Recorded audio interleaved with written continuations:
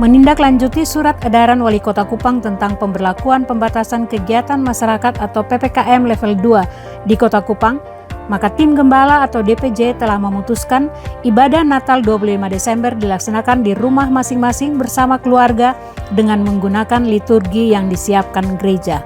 Dan pada besoknya Minggu 26 Desember akan kembali beribadah di gedung gereja dengan pembatasan jumlah kehadiran jemaat. Ibadah dilaksanakan 2 kali, yaitu pada jam 8 pagi untuk ibadah pertama dan jam 10 pagi untuk ibadah kedua. Mohon jemaat dapat memahami kondisi ini dan kita bersama-sama terus meningkatkan kewaspadaan serta mematuhi protokol kesehatan. Hai, Natal segera tiba. Adik-adik Star Kids dan Rising Star, ayo bergabung dalam perayaan Natal bersama yang dilaksanakan hari Jumat 17 Desember jam 4 sore di Graha MDC. Sekali lagi, Natal bersama Star Kids dan Rising Star dilaksanakan pada Jumat 17 Desember jam 4 sore.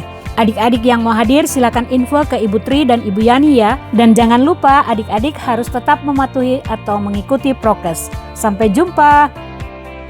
Mari membangun kesehatian dan merendahkan hati di dalam doa bersama, doa Dekor Regional 5 yang akan dilaksanakan pada hari Sabtu, tanggal 18 Desember jam 5 pagi melalui Zoom. Harapan dan doa kami setiap jemaat dapat mengikuti doa pagi bersama Regional 5 tersebut.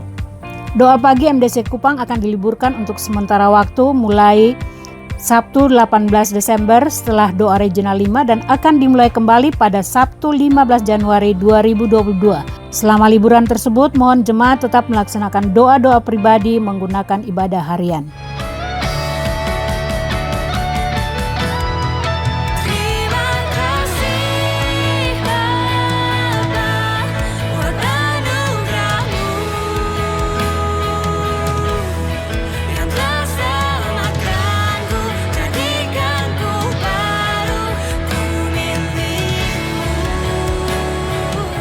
Demi mendukung pelayanan anak muda di gereja ini, mohon setiap jemaat untuk berkenan membantu like and subscribe Image Worship Hidup Bagimu yang telah tayang di YouTube. Kita patut bersyukur bahwa lagu ini mendapat respon yang baik dari GKPB secara nasional. Itu artinya PR bagi kita semua untuk membantu agar pelayanan Image semakin maju ke depannya.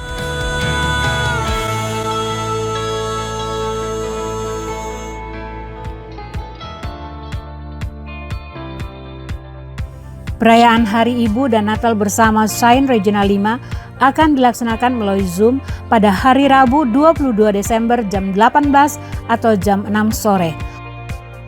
Untuk mengikuti acara tersebut, para signers diharapkan mendaftar ke nomor hotline gereja demi memudahkan panitia dalam menginput data untuk door prize.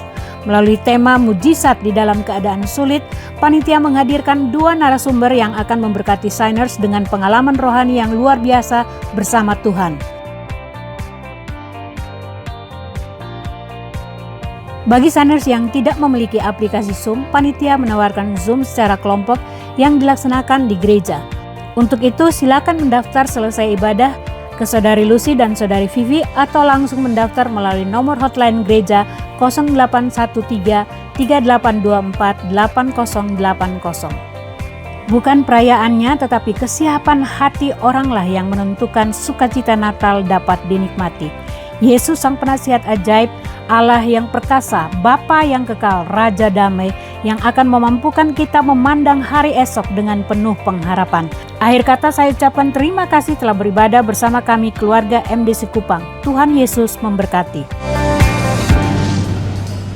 Mari kita tinggikan nama Tuhan kita. Biar harapan di tengah kekelaman. Mari kita nyatakan iman kita kepadanya.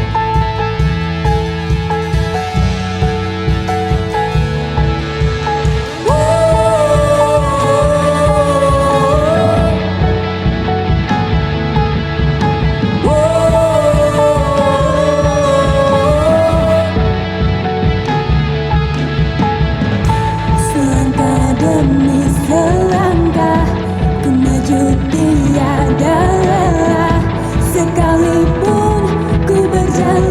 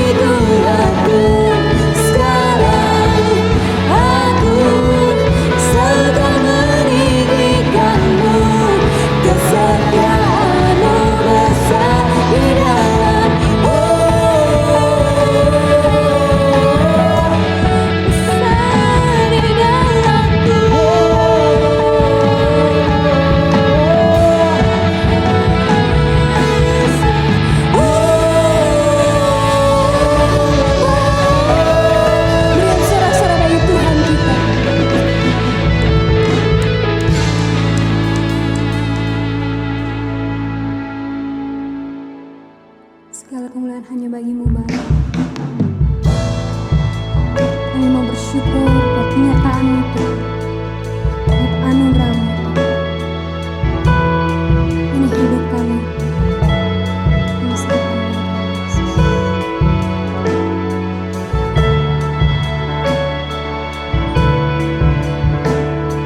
Tak ada yang dapat ku banggakan selain hidupku di dalam-Mu. Tak dapat ku bermegah di luar kasih-Mu. Tak dapat ku berjalan tanpamu, Kau sertai setiap langkahku. Saat dunia berlalu, Kau kekal selamanya. Terima kasih Bapa buat anugerah-Mu Yang telah selamatkanku, jadikanku baru, ku milik-Mu. Ku bersyukur untuk setiap musim hidupku. Kau tak tinggalkanku, ku ada karena-Mu, hidup bagimu.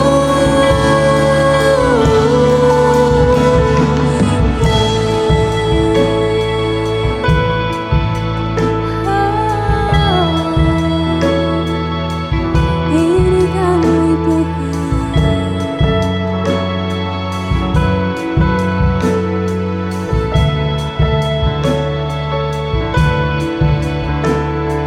Tak dapat ku berjalan tanpa-Mu, Kau sertai setiap langkahku. Saat dunia berlalu, Kau kekal selamanya. Terima kasih Bapa buat anugerah-Mu yang telah selamatkanku, jadikanku baru, ku milik-Mu. Ku bersyukur untuk setiap musim hidupku. Kau tak tinggalkanku, ku ada karena-Mu, hidup bagimu.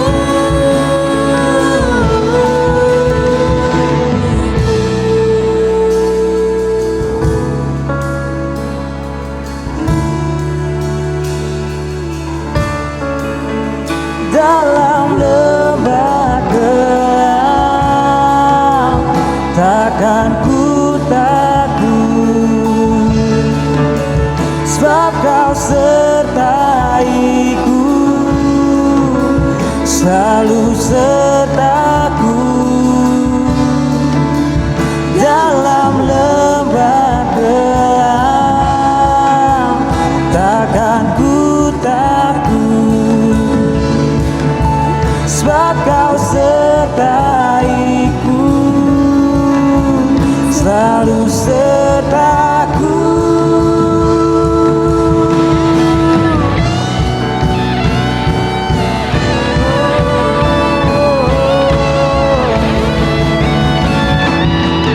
Terima kasih Bapa buat anugerah-Mu yang telah selamatkanku, jadikanku baru, ku milik-Mu. Ku bersyukur untuk setiap musim hidupku. Kau tak tinggalkanku, ku ada karena-Mu, hidup bagimu.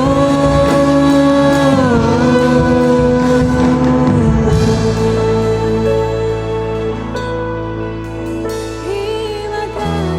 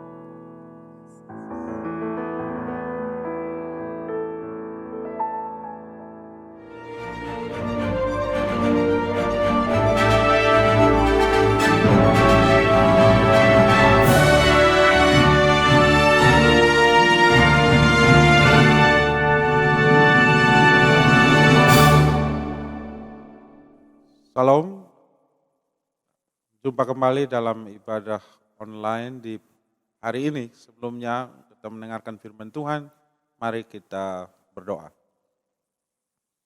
Kami bersyukur ya Tuhan atas kasih setia dan kebaikan-Mu bagi hidup kami. Engkau telah memelihara kami, menjagai kami sehingga kami memasuki minggu ini dalam keadaan sehat, selamat, semata-mata oleh karena kasih setia dan perlindungan-Mu. Kami bersyukur hari ini kami akan mendengarkan kebenaran firman Tuhan. Biarlah kebenaran-Mu memerdekakan kami. Dan biarlah pengharapan dalam Engkau membuat kami tetap bersemangat, kami tetap menatap kepada masa depan yang cerah yang telah Tuhan sediakan bagi kami yang bersandar dan berharap pada Tuhan. Demi nama Yesus Kristus firman yang hidup, kami berdoa dan bersyukur. Amin. Bapak Ibu saudara-saudara yang terkasih, dalam bulan ini, minggu kedua, lebih sepanjang bulan Desember ini, kita akan memasuki tema yang baru, itu dalam topik yang pertama tentang harapan di tengah kekelaman. Mungkin saudara-saudari pernah mendengar kalimat yang berbunyi, apakah arti sebuah nama? Sehingga jika sekuntum bunga mawar kita sebut dengan nama apapun juga, aromanya akan tetap sama harumnya. Kalimat ini ditulis oleh William Shakespeare, sastrawan dari Inggris yang sangat terkenal, dalam naskah drama yang ia gubah yang berjudul Romeo and Juliet. Dan kalimat ini adalah memang benar. Walaupun bunga mawar kita sebut sebagai bunga plastik, tetap saja keharumannya tidak akan berkurang ataupun berubah. Oleh kalimat tadi, Shakespeare bermaksud untuk berkata bahwa nama hanyalah sekedar penunjuk dari identitas seseorang dan tidak akan berdampak terhadap pribadi yang menyandangnya. Sebagai contoh, ada seorang bocah yang diberi nama Sabar, belum tentu ketika sudah dewasa ia akan menjadi orang yang berhati sabar. Demikian pula ada seorang yang beri nama Hemat, bisa jadi sudah dewasa ternyata ia bersifat boros. Hanya saja berlainan dengan apa yang dikemukakan oleh Shakespeare, nama-nama dalam Alkitab seringkali bukanlah sekedar penunjuk dari identitas seseorang. Walaupun tidak selalu demikian, ternyata kita dapati nama-nama di dalam Alkitab seringkali berkaitan dengan sifat atau latar belakang dari pribadi yang menyandangnya. Sehingga seringkali dari nama seseorang dalam Alkitab kita dapat mengenali kepribadian dari yang bersangkutan. Hal itulah yang dapat kita lihat di dalam diri Yesus, Sang Mesias atau Kristus. Di dalam Alkitab kita mendapati berbagai nama sebutan tentang yang bersangkutan.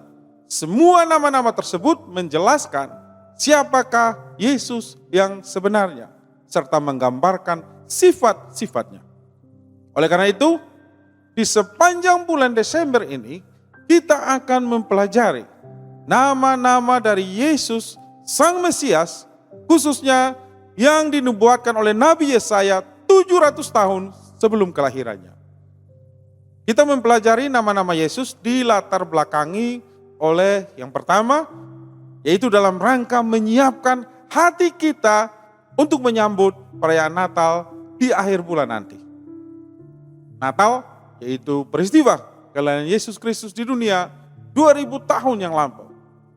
Dengan memahami makna dari nama-nama Yesus tersebut, kita akan semakin mengenal siapakah Yesus Kristus yang sebenarnya dan mengapa ia perlu lahir dan hadir di tengah umat manusia. Latar belakang yang kedua, yaitu karena dalam 1,5 tahun terakhir kita telah melewati masa yang sangat tidak mudah yang belum pernah kita alami sebelumnya, yaitu sehubungan dengan pandemi yang melanda seluruh dunia. Pandemi yang bukan saja berdampak terhadap kesehatan jasmani maupun jiwani, dari banyak orang, tetapi juga telah mengubah tatanan sosial dan kehidupan ekonomi dari semua orang. Sebagai contoh, kita tidak dapat bepergian seleluasa seperti di masa lampau. Ketika bertemu dengan orang lain, kita juga harus mengambil jarak secara fisik. Dan kita tidak lagi dapat memberi salam dengan berjabat tangan dari yang bersangkutan. Belum lagi dari sisi ekonomi, cara orang berbelanja juga mengalami perubahan. Banyak orang yang tadinya berbelanja di supermarket, sekarang mereka berbelanja secara online. Di tengah situasi yang seperti ini, dan di saat kita menghadapi masa depan yang serasa tidak menentu, salah satu pertanyaan yang muncul di hati banyak orang adalah, masih adakah harapan untuk hari esok? Ketika sebagian besar orang menjalankan usahanya dengan sikap yaitu sekedar untuk bertahan hidup, maka pertanyaan yang muncul di hati para pengusaha dan pegawai adalah, masih adakah harapan untuk pemulihan ekonomi di tahun yang akan datang? Ketika anak-anak masih tetap harus melakukan pembelajaran secara online dan belum dapat mengikuti pembelajaran di sekolah seperti di masa lampau, pertanyaan yang muncul di hati para orang tua adalah, masih adakah harapan yang indah bagi masa depan anak-anakku? Masih adakah harapan bagi kita semua? Situasi yang sama seperti itulah yang dialami oleh umat Tuhan, yaitu bangsa Yehuda 2700 tahun yang lampau. Saat itu mereka sedang menghadapi masa depan yang sangat suram. Mereka sedang terhimpit oleh kerajaan-kerajaan lain seperti Asyur, Aram, dan Israel yang beribu kota di Samaria, yang sedang bersiap-siap untuk berperang satu sama lain. Kerajaan-kerajaan tersebut mengancam akan menyerbu dan menduduki Yerusalem, yaitu ibu kota Yehuda. Belum lagi di saat yang sama, ada ancaman bahaya datang dari utara, yaitu dari kerajaan Babel yang sedang membayang. Di dalam keadaan yang kelam tersebut, melalui Nabi Yesaya, sebagaimana yang dicatat dalam Yesaya pasal 9, Allah menyampaikan nubuatan bahwa tetap ada pengharapan bagi umatnya. Itu pengharapan di tengah kekelaman. Janji pengharapan tersebut Allah kaitkan dengan nubuatan tentang kedatangan dari Sang Mesias, yaitu pribadi yang diurapi untuk membebaskan umat Tuhan. Janji pengharapan yang diungkapkan melalui nama-nama dari Sang Mesias yang disebutkan dalam Yesaya pasal yang ke-9 ayat 5. Janji pengharapan yang sangat kita perlukan di dalam hari-hari yang serba tidak menentu seperti yang sedang kita lalui pada masa kini. Janji pengharapan yang memampukan kita untuk berkata di setiap keadaan bahwa di dalam Tuhan selalu ada harapan. Untuk melihat janji tersebut, serta memahami latar belakang dari nubuatan yang disampaikan oleh Yesaya tentang kedatangan dari Sang Mesias itu, mari kita membaca dari Yesaya pasal yang ke-8, ayat yang ke-23 sampai Yesaya 9 ayat 5. Yesaya pasal yang ke-8, ayat yang ke-23 sampai 9 ayat 5. Tetapi tidak selamanya akan ada kesuraman untuk negeri yang terhimpit itu. Kalau dahulu Tuhan merendahkan tanah Sebulon dan tanah Naftali, maka di kemudian hari Ia akan memuliakan jalan ke laut, daerah seberang sungai Yordan, wilayah bangsa-bangsa lain. Pasal 9 ayat yang ke-1, bangsa yang berjalan di dalam kegelapan telah melihat terang yang besar.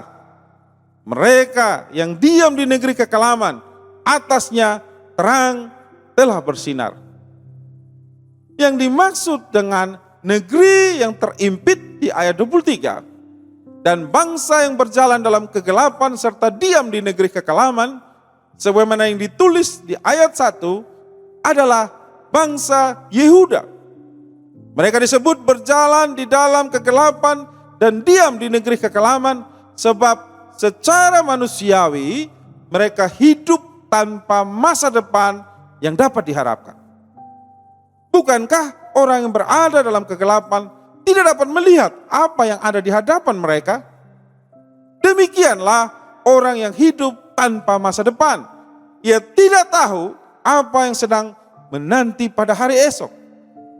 Kepada umat Tuhan yang dalam keadaan terdesak tersebut, Tuhan menyampaikan janji pengharapan. Itu dengan berkata di dalam ayat yang ke-23 bahwa tidak selamanya akan ada kesuraman untuk negeri yang terimpit itu. Lebih jauh, di ayat 1 ia berjanji, bagi mereka yang berjalan di dalam kegelapan dan diam di dalam kekelaman, yaitu atasnya terang telah bersinar. Itulah pengharapan bagi mereka yang terimpit dan hidup di dalam kekelaman. Itulah pengharapan bagi mereka yang dalam keadaan terdesak, tak berdaya, dan menghadapi hari esok yang serba tidak menentu. Itulah pengharapan bagi kita semua yang hidup di masa kini dan yang sedang mendengarkan uraian firman Tuhan ini. Di dalam Tuhan selalu ada harapan.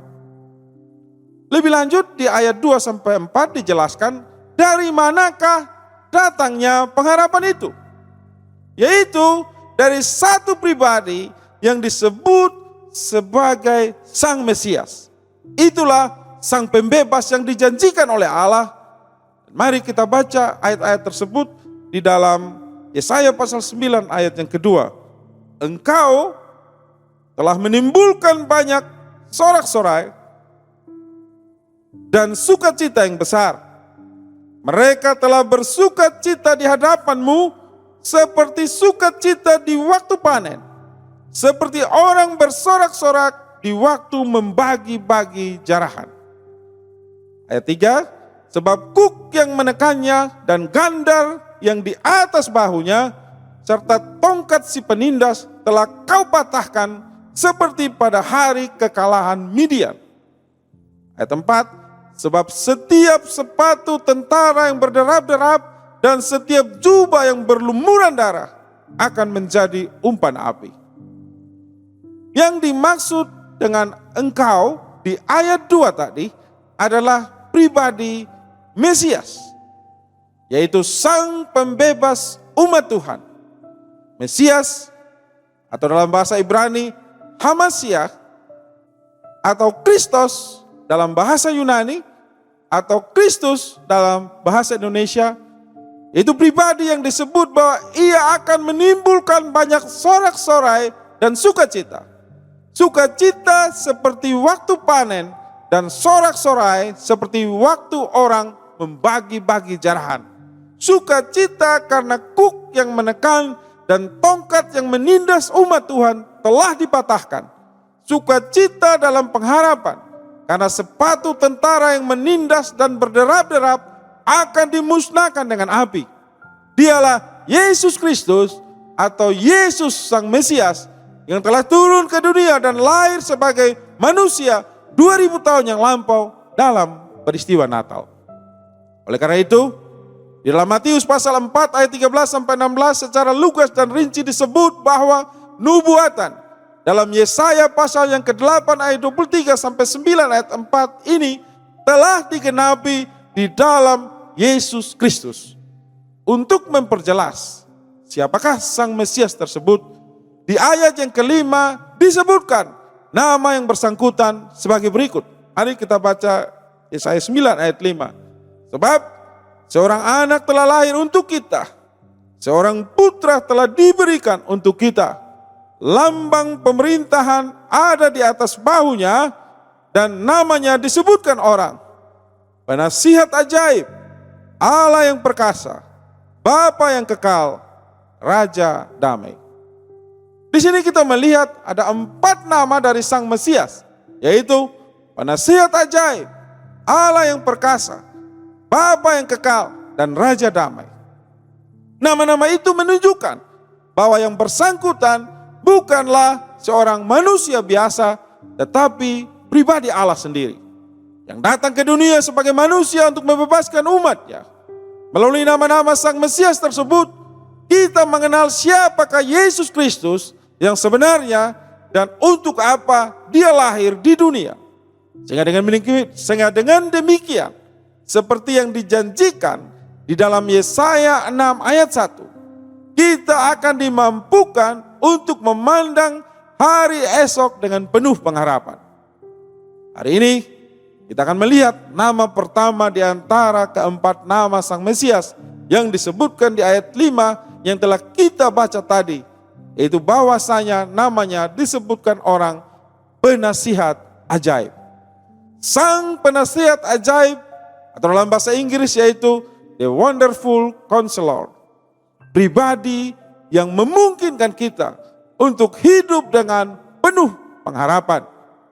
Ada 3 alasan mengapa kita dapat hidup dengan penuh pengharapan, yaitu yang pertama, karena Sang Penasihat Ajaib, yaitu Mesias, memahami keadaan kita. Ini merupakan hal yang sangat mendasar bagi seorang konselor atau penasihat. Seorang konselor haruslah memahami keadaan dari orang yang sedang ia konseling. Seorang konselor akan mengajukan pertanyaan-pertanyaan atau berupaya agar orang yang ia konseling bersedia mendiskusikan situasi dan kehidupan mereka. Hanya dengan demikian barulah sang konselor dapat memberikan nasihat yang diperlukan. Hal ini hampir sama dengan seorang dokter. Sebelum ia menulis resep maupun melakukan tindakan medis lainnya, maka yang bersangkutan akan mengajukan beberapa pertanyaan kepada sang pasien. Memeriksa pasien dengan peralatan seperti stetoskop, dan bila perlu meminta sang pasien pergi ke laboratorium medis guna diperiksa secara lebih mendalam. Tujuan dari sang dokter adalah untuk memahami keadaan dari sang pasien. Sebagaimana dengan seorang dokter, maka seorang konselor atau penasihat yang baik adalah seorang yang memahami keadaan saudara. Hal yang sama dengan Kristus atau Sang Mesias yang disebut di dalam Yesaya 9 ayat 5 sebagai penasihat ajaib tadi, ia memahami keadaan saudara. Hanya saja bila para konselor tadi harus terlebih dulu bertanya ini dan itu untuk memahami keadaan Anda, maka tidak demikian halnya dengan Yesus Sang Penasihat Ajaib itu. Ia maha tahu, sehingga tanpa tak usah bertanya, ia sudah mengetahui keadaan saudara secara menyeluruh dan dengan sepenuhnya. Itu sebabnya ia bukan sekadar disebut sebagai Sang Penasihat, namun Penasihat Ajaib atau Wonderful Counselor. Bahwasanya Yesus Sang Penasihat Ajaib memahami keadaan kita di dalam Yohanes 2 ayat 25 ditulis sebagai berikut. Yohanes pasal 2 ayat 25. Karena tidak perlu seorang pun memberi kesaksian kepadanya tentang manusia, sebab ia tahu apa yang ada di dalam hati manusia. Yesus maha tahu, sehingga untuk mengetahui keadaan manusia, ia tidak harus menunggu orang memberitahu kepada dirinya terlebih dahulu. Ia tahu apa yang tersimpan di dalam hati manusia. Ia mengetahui masa lalu kita, sebagaimana ia mengetahui keadaan kita di masa sekarang dan di masa yang akan datang. Ia mengetahui kesulitan yang sedang kita hadapi dan pergumulan yang sedang terjadi dalam hati kita. Dia memahami keadaan kita. Selanjutnya, yang kedua, kita dapat hidup dengan penuh pengharapan karena Sang Penasihat Ajaib, yaitu Sang Mesias, mempedulikan diri kita. Bukan saja ia mengetahui keadaan kita, dia juga mempedulikan diri kita. Inilah yang membedakan Yesus sang penasihat ajaib dengan kebanyakan manusia. Tidak sedikit orang yang walaupun mengetahui kesulitan yang sedang dialami oleh orang lain, namun bersikap pura-pura tidak tahu. Mengapa? Karena mereka bersikap tidak peduli terhadap orang lain. Moto yang mereka pegang adalah EGP. Emang gue pikirin. Tetapi tidak demikian halnya dengan Yesus. Dia bersikap peduli terhadap kehidupan kita dan persoalan yang kita alami. Di sepanjang masa pelayanannya di dunia, sebagaimana yang dicatat di dalam keempat kitab Injil, kita dapat melihat kepeduliannya kepada manusia, termasuk kepada mereka yang sedang menderita. Tidak satu kali pun ia mengabaikan orang yang memohon pertolongannya. Sebagai contoh, di dalam Markus 1 ayat 40-42 ditulis bahwa suatu ketika datanglah seorang yang sakit kusta dan memohon pertolongannya. Pada masa itu, yang disebut kusta merupakan penyakit yang menular, sehingga orang yang mengidap penyakit tersebut dipandang sebagai pribadi yang najis. Yang bersangkutan harus diasingkan dari masyarakat dan tidak boleh datang mendekat kepada orang lain. Siapa saja yang bersentuhan dengan orang yang menderita sakit kusta akan dipandang sebagai orang yang najis juga. Mendengar permohonan orang yang sakit kusta tersebut di ayat 41 sampai 42 dicatat sebagai berikut. Markus pasal 1 ayat 41 sampai 42. Maka tergeraklah hatinya oleh belas kasihan. Lalu ia mengulurkan tangannya, menjamah orang itu dan berkata kepadanya, "Aku mau, jadilah engkau tahir." Seketika itu juga lenyaplah penyakit kusta orang itu dan ia menjadi tahir. Sesungguhnya untuk menyembuhkan orang yang sakit kusta ini, Yesus cukup mengucapkan sepatah kata saja tanpa usah menyentuhnya, cukup berkata sembuh, maka orang itu akan sembuh. Ia tidak perlu menjamah orang tersebut, apalagi dengan menyentuh yang bersangkutan. Maka Yesus akan dipandang orang yang ikut menjadi najis. Tetapi sebagaimana yang dicatat ayat 41, Yesus mengulurkan tangannya dan menjamah si orang kusta itu. Dengan cara demikian, ia menunjukkan bahwasanya dia adalah pribadi yang peduli terhadap semua orang, termasuk kepada mereka yang menderita. Tidaklah mengherankan tentang Yesus, di dalam 1 Petrus 5 ayat 7 ditulis sebagai berikut. Serahkanlah segala kekhawatiranmu kepadanya, sebab ia yang memelihara kamu. Di dalam terjemahan lain 1 Petrus 5 ayat 7 dikatakan bahwa serahkanlah semua kekhawatiranmu kepadanya, sebab dia mempedulikan dirimu. Oleh karena itu, apapun kesulitan yang sedang Anda hadapi, tidak perlu saudara merasa khawatir. Datanglah kepada Yesus, sang penasihat ajaib itu, dan serahkanlah semua kekhawatiranmu kepadanya, sebab dia mempedulikan dirimu. Apapun yang sedang saudara alami, ingatlah sang Mesias mempedulikan dirimu. Alasan yang ketiga, karena dia, sang penasihat ajaib, mampu menyediakan jalan keluar bagi kita.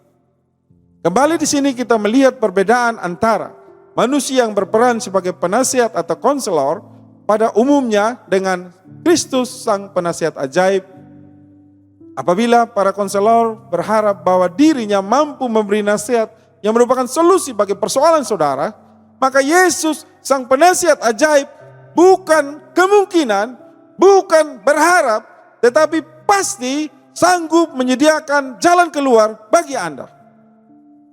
Menurut hasil survei yang dilakukan oleh Asosiasi Psikologi Amerika atau American Psychological Association pada tahun 2009 menunjukkan hasil yang mengejutkan. Di dalam penelitian tersebut didapati 87% mahasiswa pasca sarjana pada jurusan psikologi di Amerika ternyata mengidap rasa cemas dan 68% mengalami gejala depresi.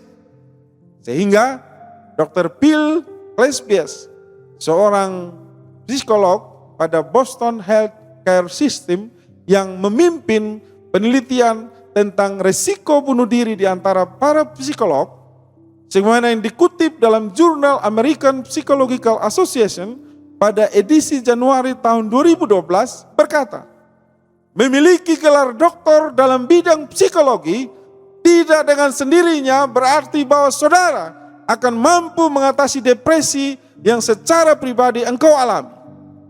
Dengan kata lain, sebagai manusia, para konselor yang sepakar apapun juga tetap memiliki keterbatasan dalam kemampuan mereka. Tetapi tidak demikian halnya di dalam Yesus, Sang Penasihat Ajaib atau The Wonderful Counselor. Ia mampu menyediakan jalan keluar bagi kita. Di dalam Alkitab, jalan keluar itu disebut sebagai tuntunan yang Tuhan berikan sebagai seorang gembala. Tuntunan yang tidak pernah salah karena dia bersifat maha tahu. Tidaklah mengherankan apabila dia bukan hanya disebut sebagai Sang Penasehat, tetapi disebut sebagai Sang Penasehat Ajaib. Ajaib artinya yang melampaui kemampuan akal manusia untuk mencernanya. Ajaib artinya tidak ada apapun yang mampu merintangi dirinya dalam memberikan jalan keluar bagi kita. Tentang tuntunannya tersebut, di dalam Yohanes 10 ayat 14 dan 27 disebut bahwa Yesus berkata tentang dirinya sebagai berikut. Yohanes pasal yang ke-10 ayat 14 dan ayat 27 ayat 14, akulah gembala yang baik dan aku mengenal domba-dombaku dan domba-dombaku mengenal aku. Ayat 27, domba-dombaku mendengarkan suaraku dan aku mengenal mereka dan mereka mengikut aku. Di sini Yesus menyebut dirinya sebagai gembala yang baik. Gembala yang baik yang menuntun kawanan dombanya sehingga mereka mengikuti dirinya. Lebih jauh tentang keberadaan Tuhan sebagai gembala yang menuntun kawanan dombanya tersebut, di dalam Mazmur 23 ayat 3 ditulis seperti demikian. Ia, yaitu Tuhan, menyegarkan jiwaku. Ia menuntun aku di jalan yang benar oleh karena namanya. Perhatikan di sini bahwa Tuhan sebagai Sang Gembala menuntun kawanan dombanya di jalan yang benar. Ia tidak pernah tersesat karena Ia Maha Tahu. Ia tidak pernah menyesatkan orang yang berharap kepadanya karena Ia Maha Pengasih. Ia selalu mampu menyediakan jalan keluar dan menuntun di jalan yang benar karena Dia adalah Sang Penasihat Ajaib. Jika kita hidup di dalam Tuhan Sang Penasihat Ajaib, kita akan mengalami pertolongannya dalam bentuk jalan keluar yang tidak pernah salah. Sehingga dengan demikian, di masa yang sesulit apapun, kita tidak perlu berputus asa, sebab tetap ada pengharapan di dalam Tuhan. Kita bersyukur bahwa 2000 tahun yang lampau, yaitu Sang Penasihat Ajaib, yaitu Yesus Kristus telah lahir di dunia. Melalui kehadirannya di dunia sebagai seorang manusia, Ia menyatakan bahwa Allah yang hikmatnya tidak terbatas tersebut bersikap peduli terhadap manusia dan bersedia hadir di tengah umatnya. Itu sebabnya di dalam Matius 1 ayat 23 kepada Yusuf tunangan dari Maria, malaikat Tuhan berkata melalui mimpi bahwa Yesus yang dikandung oleh Maria sesuai dengan nubuatan dari Yesaya 7 ayat 14 akan disebut sebagai Immanuel, yang artinya adalah Allah menyertai kita. Apabila Yesus, Sang Hikmat Allah, yang memahami keadaan kita, yang bersikap peduli terhadap diri kita, dan mampu menyediakan jalan keluar bagi kita itu yang menyertai kita, maka berarti sesungguhnya ada pengharapan bagi kita. Menyongsong masa depan, kita tidak perlu merasa takut, karena ada pengharapan bagi kita. Menghadapi hari-hari yang ada di depan kita, kita tidak perlu merasa khawatir, karena ada pengharapan bagi kita. Menanggapi berbagai perubahan yang sudah terjadi di masa sekarang, dan yang masih akan terjadi di hari esok, kita tidak perlu berputus asa, Karena Yesus, Sang Penasihat ajaib, menjamin bahwa ada pengharapan bagi kita. Percayalah di dalam Tuhan Yesus. Bahkan ketika sedang menghadapi masalah yang kelam sekalipun, saudara tetap dapat hidup dengan penuh pengharapan. Amin. Mari kita berdoa. Kami bersyukur ya Tuhan dan berterima kasih kepada Tuhan oleh karena kehadiran-Mu lewat Yesus Kristus. Kami yang terbuang, kami yang tidak diperhitungkan oleh dunia ini, dipedulikan oleh Tuhan. Engkau hadir dan mengetahui apa yang menjadi pergumulan, permasalahan, kesulitan-kesulitan yang kami hadapi. Bahkan Engkau menuntun kami dan memberikan jalan keluar. Ini kehidupan kami ya Tuhan. Tolong kami. Kami memerlukan Engkau. Kami memerlukan kehadiran-Mu. Kami memerlukan campur tangan-Mu dalam hidup kami. Bapak berdoa. Bagi kami yang membutuhkan pertolongan-Mu ya Tuhan. Biarlah Engkau bekerja dalam hidup kami. Engkau membimbing dan menuntun kami. Bagaikan gembala yang agung. Membimbing dan menuntun kami. Kepada air yang tenang. Sehingga jiwa kami mendapat ketenangan. Dan di dalam itu semua. Kami melihat kehadiran Tuhan nyata atas hidup kami. Berkarya dalam hidup kami ya Tuhan. Kami menyerahkan seluruh kehidupan dan pergumulan kami ke dalam tangan-Mu. Tolong kami, karena kami percaya Engkaulah penasihat yang ajaib, yang sanggup menolong kami secara ajaib dan membebaskan kami secara ajaib. Sekalipun dalam lembah kekelaman, kami tidak takut bahaya, karena Tuhan beserta hidup kami. Demi nama Yesus Kristus, firman yang hidup, kami berdoa dan bersyukur. Haleluya. Amin. Saudara-saudara yang dikasihi Tuhan, angkatlah tanganmu dan terimalah berkat Tuhan. Berkat dari Allah Bapa pencipta langit dan bumi, anugerah dan kasih karunia daripada Tuhan Yesus Kristus, lewat kuat kuasa dan penyertaan Roh Kudus-Nya, tinggal dan menyertai engkau, mulai dari hari ini sampai selama-lamanya. Berkat ini yang kau terima dalam satu nama heran dan ajaib, nama di atas segala nama, Raja di atas segala raja, yaitu nama Tuhan Yesus Kristus. Haleluya. Semua yang percaya katakan amin. Tuhan memberkati. Yesus, Tuhan.